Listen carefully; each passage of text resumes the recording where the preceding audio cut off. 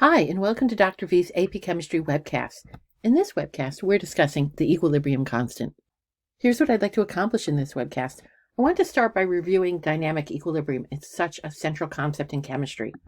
And then go on and talk about how to write equilibrium constant expressions. There are some fairly simple rules that we need to follow to write these. And follow this up with how to interpret equilibrium constants. What does the value of the equilibrium constant tell us about the equilibrium system? Dynamic equilibrium is an abstract idea, and so it can be very helpful to explore this concept through the use of an analogy. So let's talk about youth soccer as an analogy for dynamic equilibrium.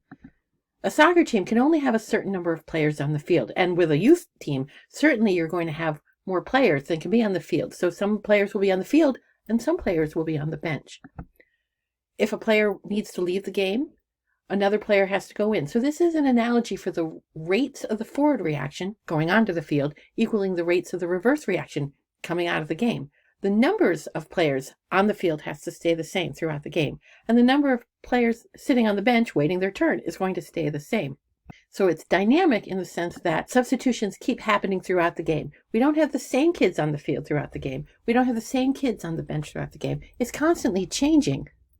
But the numbers on the bench and the numbers on the field remain constant, even though the identities of the players change. The other thing I wanted to mention here is that we do have reactants and products at equilibrium. There's always kids on the field. There's always a couple of kids on the bench. Reactants and products are present.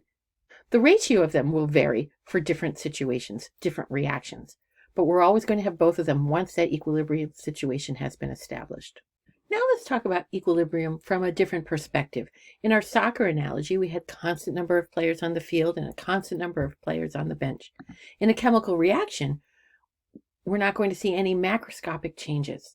So the concentrations of reactants will stay the same once you reach equilibrium. The concentration of products will stay the same. Say one of the reactants is blue. The blue color of the system will not change once you've reached equilibrium.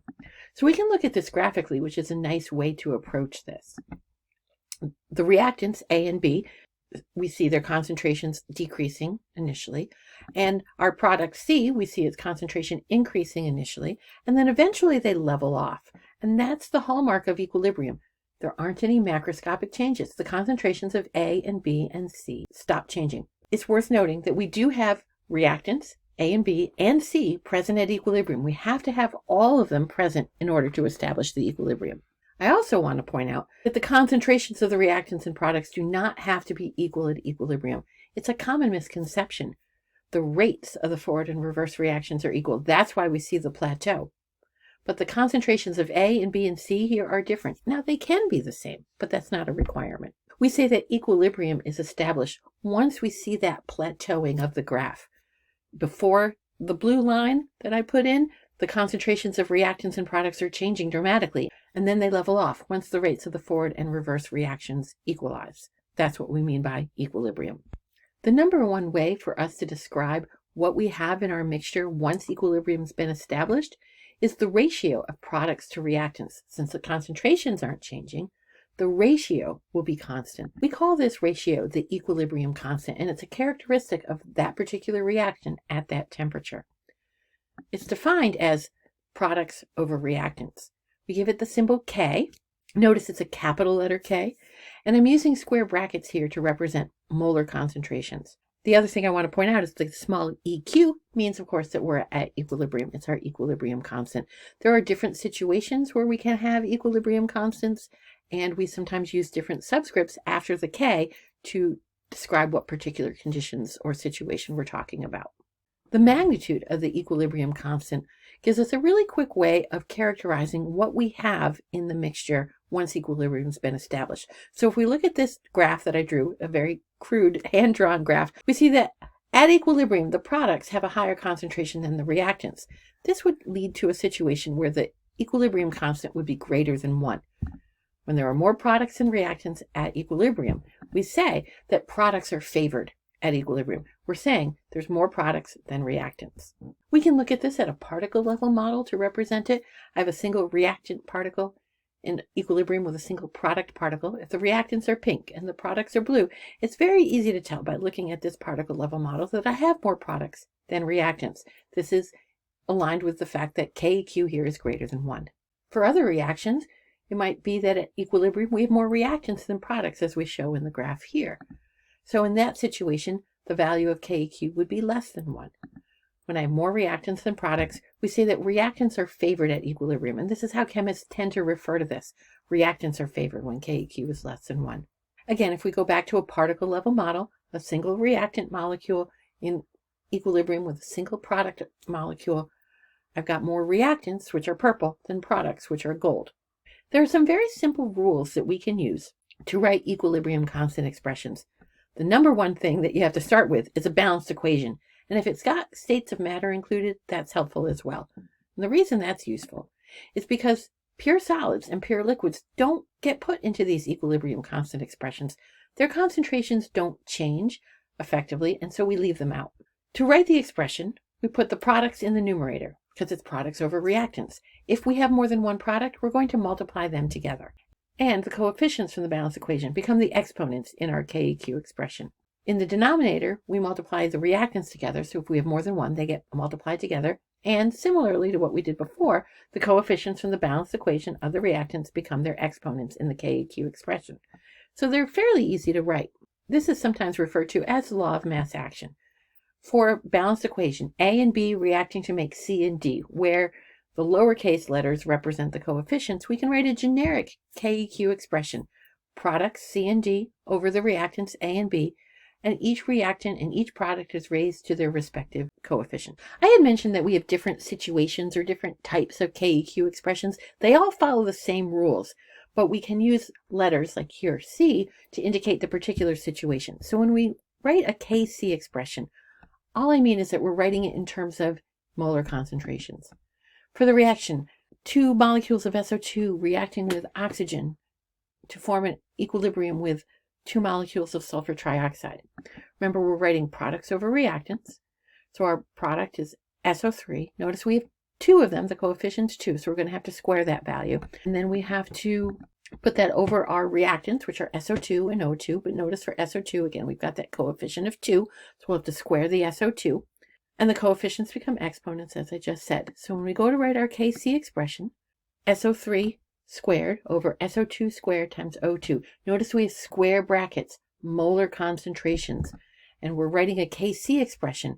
A KC expression needs to have square brackets, and then we do all our rules. Products over reactants, coefficients become exponents. Now we can also write equilibrium constant expressions in terms of gas pressures, as long as the reaction has a gas as either a reactant or a product, or both. So in the reaction we were just working with, all of the reactants and products are gases, and so we can write a KP expression for this. The same core rules apply. Products over reactants, coefficients become exponents. But we're going to write this expression in terms of the partial pressures of each gas. We don't use square brackets when we're writing a KP expression. So I wanted to show you this. Notice it's the pressure of SO3, the pressure of SO2, the pressure of O2, no square brackets, and we're using that P to indicate that it's a KP expression. It's all about gas pressures. We have other kinds of KEQs, but they all follow the same guideline. I do want to point out on your AP formula sheet, they give a generic example of a KC expression, a generic example of a KP expression. Make sure if you're asked for a KC that you use the square brackets, and make sure if you are asked to write a KP that you do it in terms of gas pressures. Each reaction has its own characteristic KEQ value. Now, the value of the KEQ not only depends on the nature of the reaction itself, but also the temperature at which it was determined. The only factor that affects the value of a KEQ for a particular reaction is a temperature. And we will eventually talk about how we can use temperature changes to show how the value of KEQ would change. Many combinations of concentrations can give us the same value for the KEQ ratio. You can stuff different numbers into your expression and end up with the same final answer. The other thing I wanted to mention about the equilibrium constant is that we present them as if they are dimensionless ratios, so we never put units in our KEQ expressions. I'd like to wrap up this webcast by doing a practice problem. You know how important practice problems are in chemistry classes. So we want to write a KC expression for this reaction, UO2, which is a solid, reacting with hydrogen fluoride gas to make UF4 and H2O. Same rules apply. Products over reactants, coefficients become exponents. So our products are UF4 and H2O. Notice I've got a coefficient of 2 in front of the H2O, so I need to make sure I take care of that when I write my KEQ expression. My reactants are UO2 and HF, but the UO2 is a solid, and we don't include pure solids in our KEQ expression, so effectively that's going to drop out. And of course, the coefficients become exponents. We knew that. So let's write our KC expression, all about square brackets, right? So our products, UF4, H2O, the H2O concentration has to get squared. In my reactants, the only one that ends up going into the expression is the HF. It's got a coefficient of 4, and therefore it gets raised to the 4th power. We wrote a KC expression. Let's do some math with it. If we're given the equilibrium concentrations of all the reactants and products, we could substitute that into our KC expression and get a value for KC. So let's do that. I've got the KC expression. We just wrote it on the last slide. I can substitute the values in, and then I can get a value for KC. I got 0.14. Things to note about the KC value that I report. I'm only allowed to report 2 sig figs because I had 2 sig figs in all my concentrations. And we treat it as a dimensionless ratio, so we don't write units for the KEQ. The last thing that we're asked is whether reactants or products are favored at equilibrium. Well, I'm looking at the magnitude of KC, and it's less than 1.